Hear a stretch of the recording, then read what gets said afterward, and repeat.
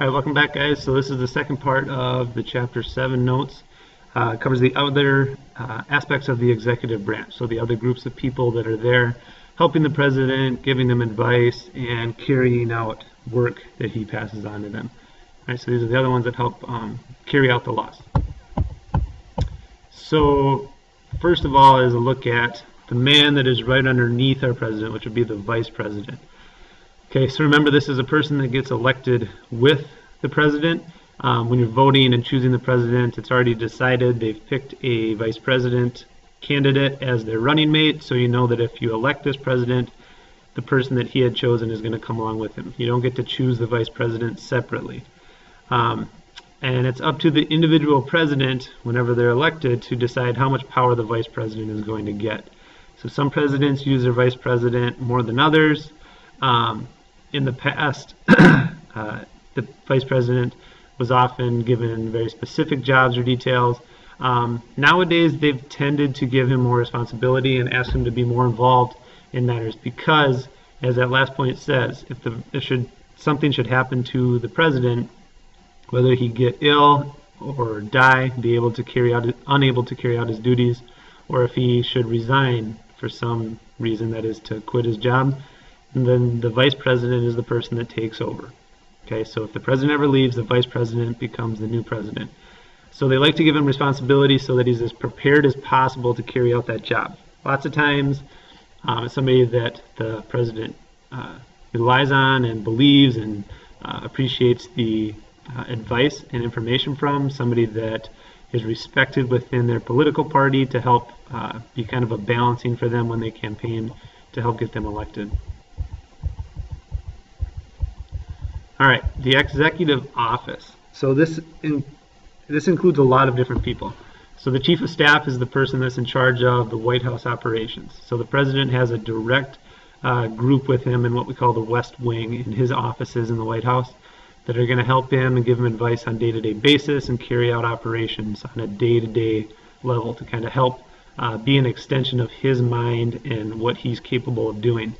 And so his right-hand man is chief of staff, is the person that's there, that has his ear every day, is able to directly talk to him and help guide him through all the decisions that he's going to be making, and help organize the meetings and everything that's set up.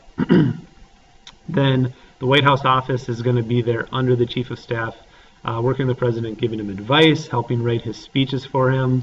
Generally, the president doesn't write his own speeches. He's just so busy. He might give input as to what he wants them to say, and then they design it with all the beautiful language that makes it sound really good, and then kind of edit it with the president. They pass on the news to the newspaper and TV. So if you ever watch C-SPAN, Channel 2 or 3, lots of times you'll see like Meet the Press type of thing where the kind of representative of the president will stand up in this news conference in front of people, tell them what's going on, why the president made certain decisions that he did, reach out to the newspapers that way so that the president isn't making his own statements. Just kind of keeps a little bit of a buffer, some extra space between him and the media. And then the special counsels, groups of people that specialize in specific certain areas that can carry out day-to-day operations in things like security, like the CIA or the National Security Council, on issues of finance and the economy, the Treasury, dealing with the money supply, or environment. So they can give the president, again, advice on these things because he can't be an expert in everything, nor can he deal with every question and problem that comes up on a day-to-day basis, but then also keep him informed and act for him. So these are people that he would trust to be in those positions. All right, then the big group here that's working with the president is the cabinet.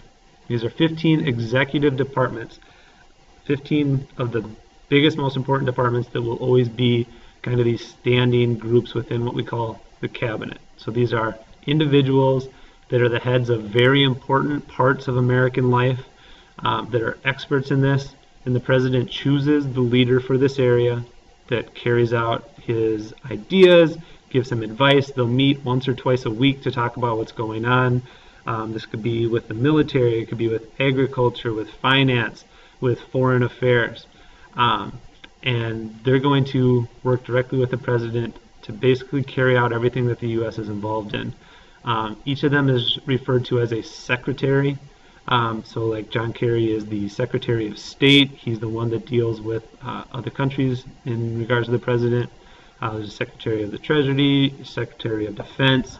They're going to give advice on the issues in their department and help carry out day-to-day basis for him. We'll look with Chapter 8, and later on we'll look at these a little bit more closely as far as who's in charge of them right now, what are they actually dealing with, and how does it impact life. So for right now, don't worry too much about what these departments are or what they all specifically do. Just understand what the cabinet is and its role in working with the president and helping him carry out his ideas. Okay, all right, we're going to hold there with this one, guys. Make sure to take the quiz down below the video here. And that wraps up Chapter 7. Short and sweet. That's the president. Thanks, guys. Bye.